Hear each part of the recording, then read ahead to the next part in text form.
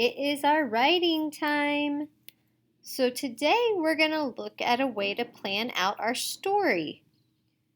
So we're going to use this story map to help us out. If you notice, it looks like a film strip, like for movies. So this helps us plan out what our story would be. So when you use it, to start off with, you can just go through and talk about it and think. You don't have to use all 6 spots, and you might need even more. But this will help you start planning out what your story is going to be. We know using our story hand that we have to include our characters and our setting and at least 3 things that happen. But you might have more. And you may need to even add more past the 6, and that's okay too. So I'm going to show you my story using this story map. So I am going to do a story about my son's birthday party. So when my son had his birthday party, we did a lot of different things. So I need to think about which ones I want to include in my story. So for the first one, I'm going to talk about setting up all the stuff for his party, all the decorations, and getting everything ready.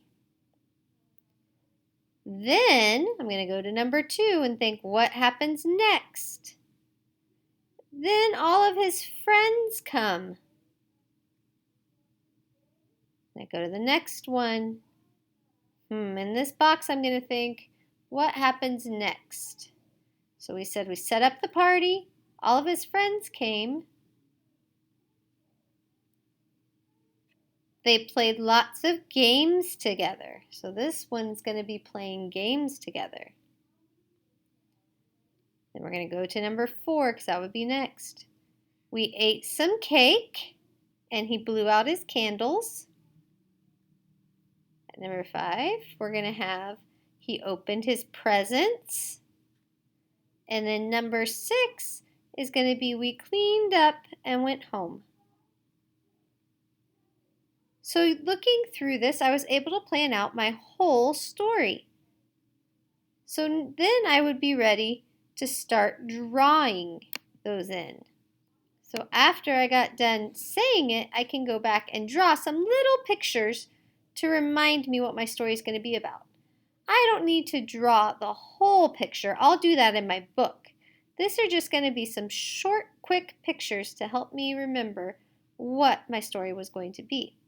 So our first part was that we set up for the party. So I'm going to draw a balloon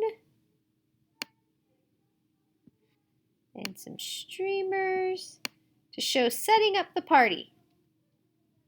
Now, is that a great picture like in a book? No, but this lets me do a really quick reminder. So when I see this, I'll remember, oh yeah, that's where we set up the party.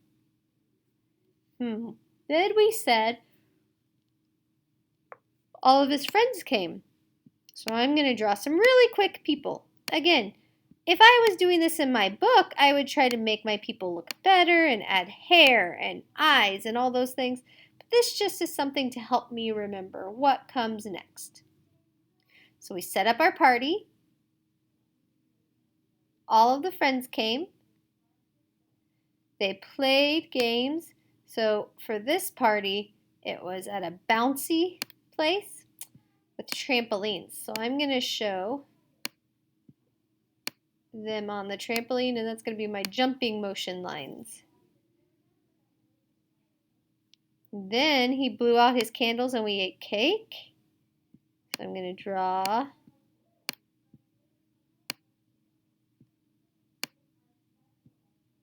his candle and cake to help me remember that part. Then we opened our present. He opened his presents. I shouldn't say we. He opened his presents. So there's his presents. Help me remember. And then at the end, we cleaned up and went home. So I'm going to draw my little car. So these are just something to help me remember. My next step would be to go actually start drawing each page carefully in a book so that I could show it and be able to tell the story like I did at the beginning. But this is what we can use to help us plan out what's going to go on each of our pages. So I want you to try that. Use the picture and you can say it aloud to yourself or to someone else at your house.